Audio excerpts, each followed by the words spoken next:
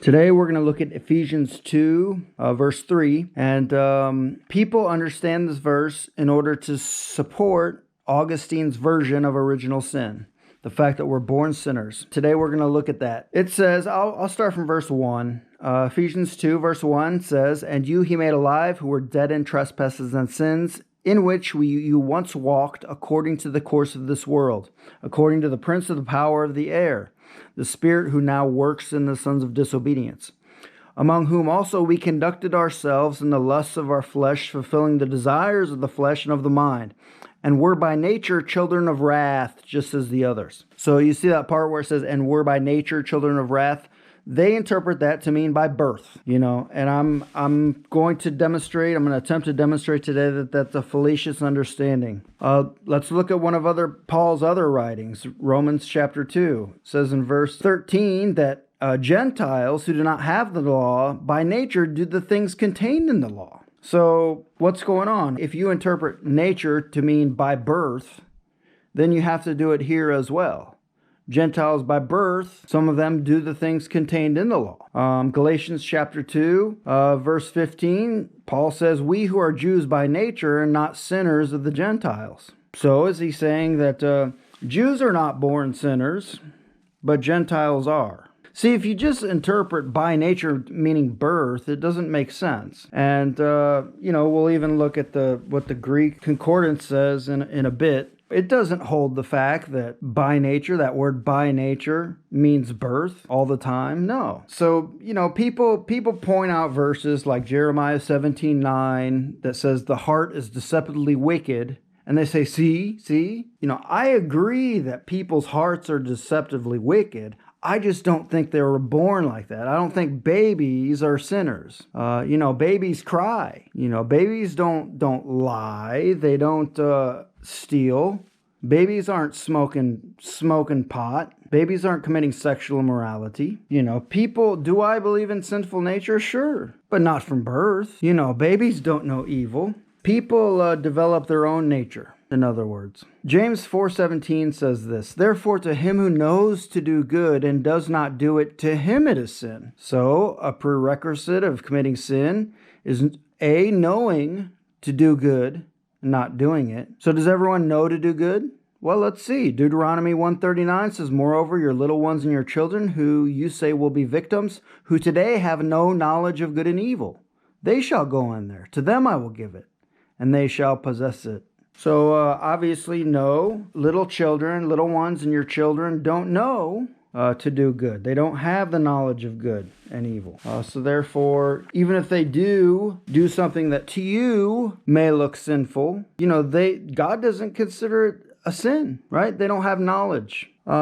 So what I'm putting forth is the fact that people corrupt themselves. You've maybe heard of this concept called age of accountability. I like to refer to it as a state of accountability. A point when a child comes to a certain maturity in their life where they know good and evil, like Deuteronomy 1:39 says, where God holds them accountable. And like I said, I don't think it's an age. I think it's a state. I think everyone's different. But, even Paul, if we look at the author of the person who wrote Ephesians chapter 2, he has this understanding that people become evil. For example, look at Romans 1:21. It says, "Because although they knew God, they did not glorify him as God, nor were thankful, but became futile in their thoughts, and their foolish hearts were darkened." Became futile and were darkened. Professing to be wise, they became fools. They weren't born fools.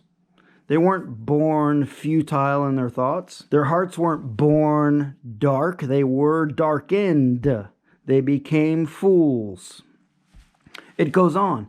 "And even as they did not like to retain God in their knowledge, God gave them over to a debased mind to do those things which are not fitting, being filled with all unrighteousness, sexual immorality, wickedness, covetousness," so on and so forth. So God gave them over to a debased mind.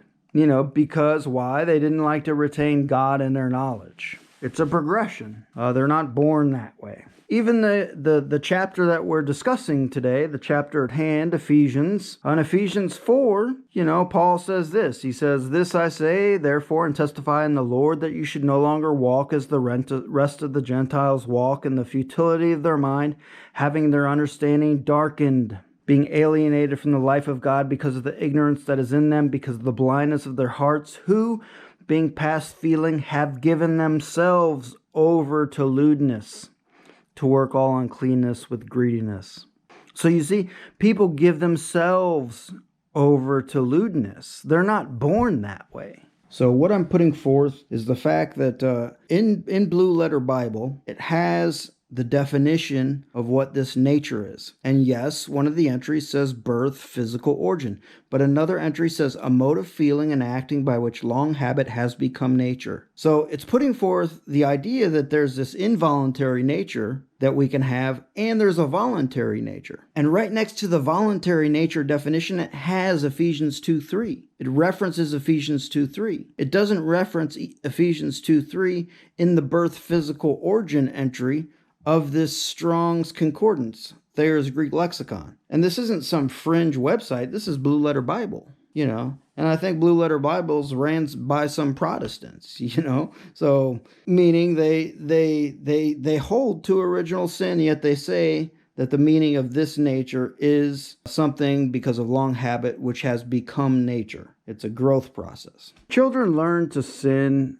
because sin is in the world. It says in Genesis 2, sin came into the world. The devil tempts people through their flesh, through their body. And not only that, but children have bad examples. I mean, you look at some of these parents who accept that it's okay to sin. They're teaching their kids. They have bad examples.